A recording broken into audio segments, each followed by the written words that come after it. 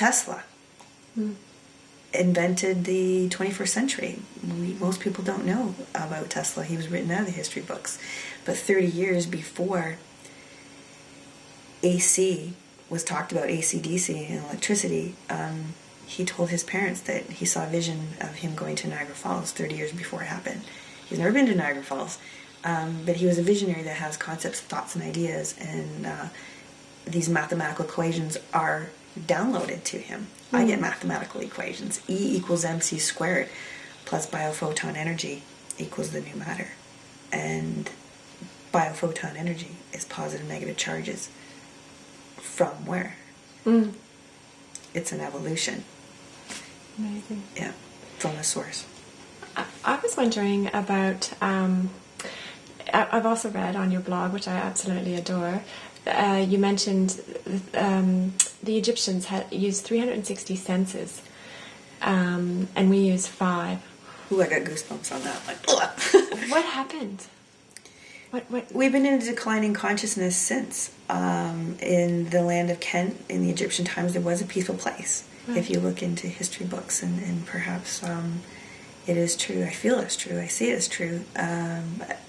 I think that there's been different belief systems that people come up with, their concepts or ideas that people buy into along the way that separates us either from science or spirituality.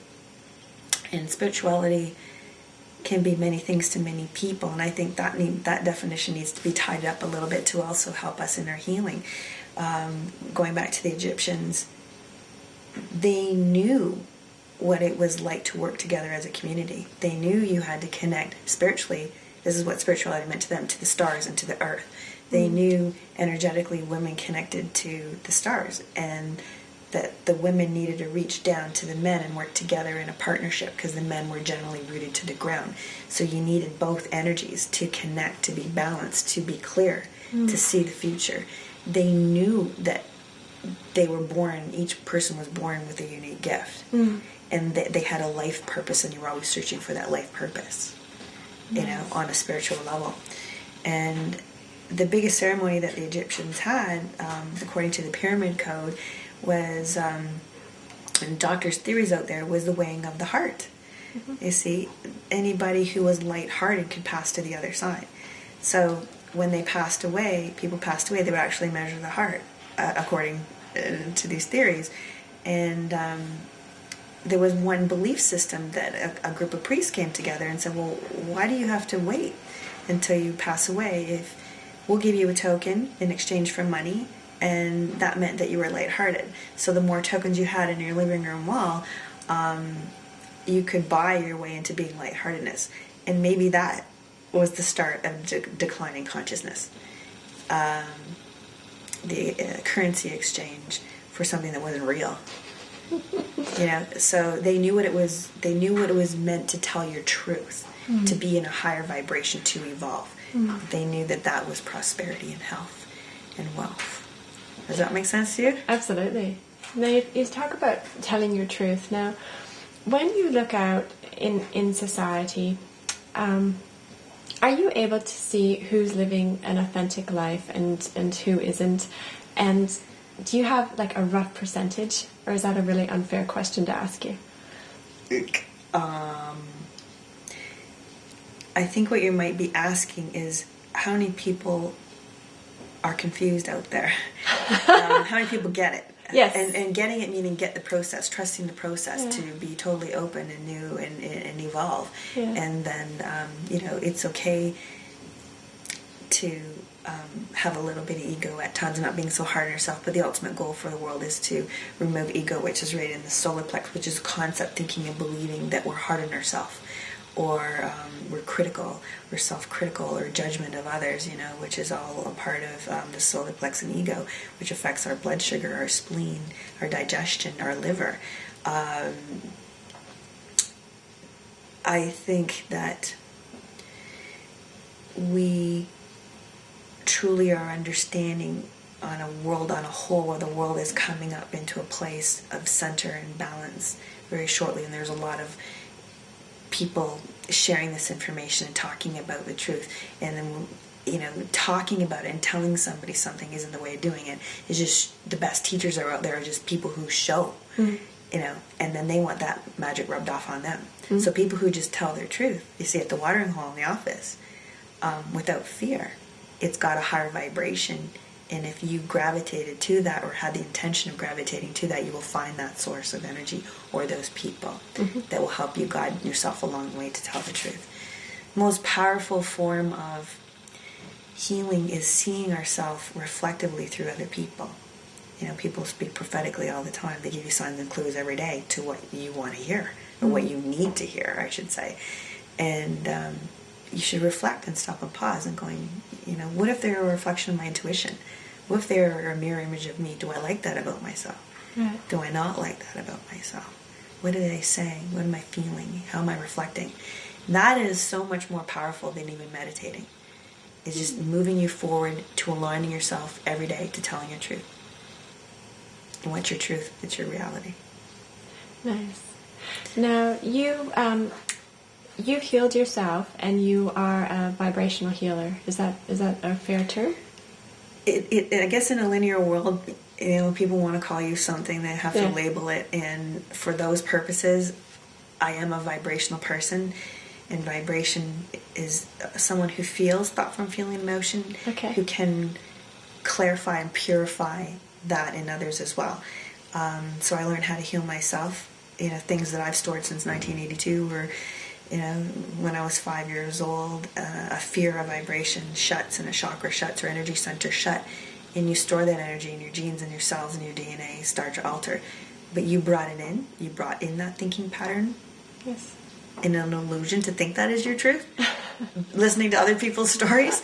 And through media, what we learn in school, I stored that in myself and believed that to be the truth.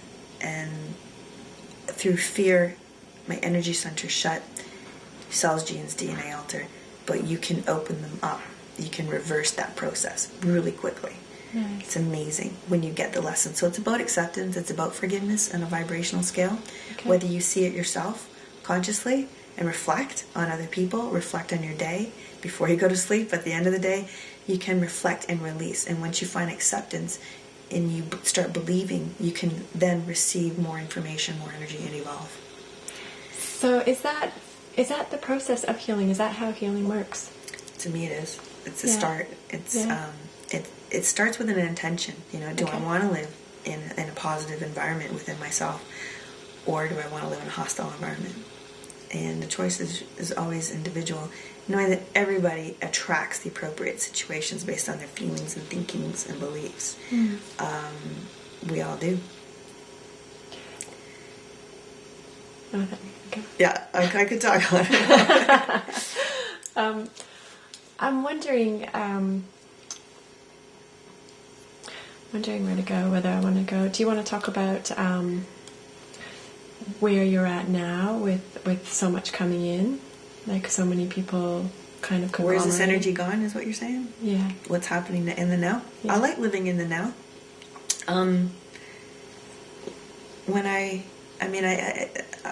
I think that through my intention of being the best healer I can be, and keeping it general like that rather than boxing in, a lot of people have gravitated to me, this energy,